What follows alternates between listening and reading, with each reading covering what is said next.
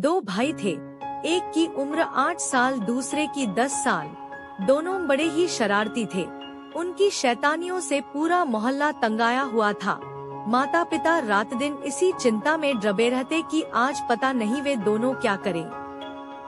एक दिन गांव में एक साधु आया। लोगों का कहना था कि बड़े ही पहुँचे हुए महात्मा है, जिसको आशीर्वाद दे दे उसका कल्याण हो जाए। पड़ोसन ने बच्चों की माँ को सलाह दी कि तुम अपने बच्चों को इन साधु के पास ले जाओ, शायद उनके आशीर्वाद से उनकी बुद्धि कुछ ठीक हो जाए। माँ को पड़ोसन की बात ठीक लगी। पड़ोसन ने यह भी कहा कि दोनों को एक साथ मत ले जाना, नहीं तो क्या पता दोनों मिलकर वहीं कुछ शरारत कर दे और साधु नाराज हो जाए। अगले ही दिन माँ छोटे बच्चे को लेकर साधु के पास पहुँची। साधु ने बच्चे को अपने सामने बैठा लिया और माँ से बाहर जाकर इंतजार करने को कहा। साधु ने बच्चे से पूछा, बेटे तुम भगवान को जानते हो?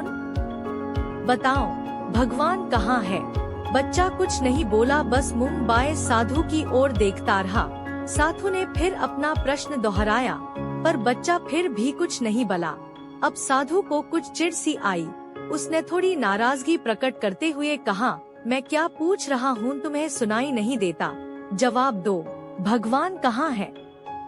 बच्चे ने कोई जवाब नहीं दिया, बस मुंह बाएं साधु की ओर हैरानी भरी नजरों से देखता रहा। अचानक जैसे बच्चे की चेतना लौटी, वह उठा और तेजी से बाहर की ओर भागा। साधु ने आवाज दी पर वह रुका नहीं, सीधा घर जाकर अपने कमरे में पलंग के नीचे छुप गया। बड़ा भाई जो घर पर ही था ने उसे छुपते हुए देखा तो पूछा, क्या हुआ? छुप क्यों रहे हो? भैया तुम भी जल्दी से कहीं छुप जाओ, बच्चे ने घबराए हुए स्वर में ने कहा। पर हुआ क्या? बड़े भाई ने भी पलंग के नीचे घुसने की कोशिश करते हुए पूछा। अब की बार हम बहुत बड़ी मुसीबत में फंस गए हैं। भगवान कहीं गुम हो गया है और लोग समझ रहे हैं कि इसमें हमारा हाथ है।